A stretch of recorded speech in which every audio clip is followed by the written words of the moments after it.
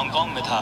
اب ایک صاحب تھے ہانگ کانگ میں 35 سال، اپنی زندگی کے 35 سال اس بندے نے وہاں نوکری کی، پیسے بیچتا رہا. پنجاب کے اسلامی بھائی تھے، پیسے بیچتا رہا. اچھا وہاں کیا کرتے تھے؟ چوکیداری کر کے اچھے پیسے بنتے تھے. یہاں بیچتا گیا ادھر کوٹھی بن گئی، لیکن آ نہیں پائے. یہاں چوکیدار رکھا، اس کوٹھی پر چوکیدار، خود ہانگ کانگ میں چوکیدار. آخر کار گھر والوں نے کہا ساری زندگی گزار لی، اب تو کوٹھی بھی بن گئی، اب تو آ جاؤ.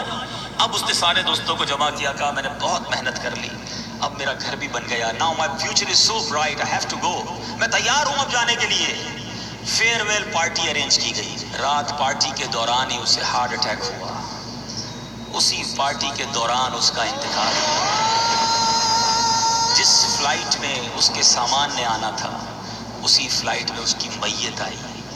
جس گھر کو 35 سال لگا کر بنایا تھا، ایک رات اس گھر میں نہیں گزاری، وہی بندہ قبر میں چلا گیا.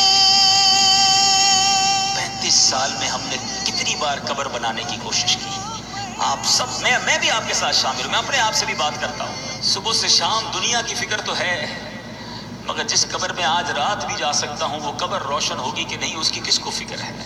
حلال کماؤں تاکہ قبر میں سانپ نہ آ جائیں، حرام کی طرف نہ جاؤں کہیں رب ناراض نہ ہو جائے، حرام کاموں سے بچاؤں.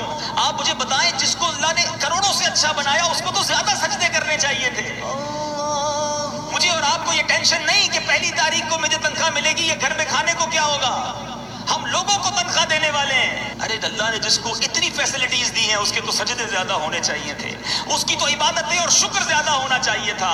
مگر ہم عجیب لوگ ہیں، وہ نعمتیں بڑھاتا ہے ہم نافرمانیاں بڑھاتے ہیں، وہ رحمتیں بڑھاتا ہے ہم اس سے دور ہوتے چلے جاتے ہیں. دنیا میں ہمیں کوئی اچھا گفٹ دے دے، کوئی ایک بار اچھا برتاؤ کر دے، ہم اس کے تھینکس فل ہو جاتے ہیں کہ نہیں جناب یہ بندہ جو ہے میرے ساتھ کتنا اچھا اس نے برتاؤ کیا، اب میں اس کو کبھی ناراض نہیں کروں گا.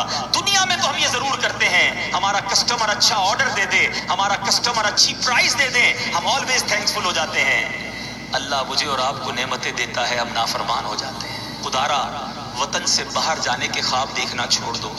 اپنے وطن کی آدھی روٹی اپنے ماں باپ کے ساتھ اچھی ہے، باہر کی 4 روٹیاں وطن سے دور رہ کر اچھی.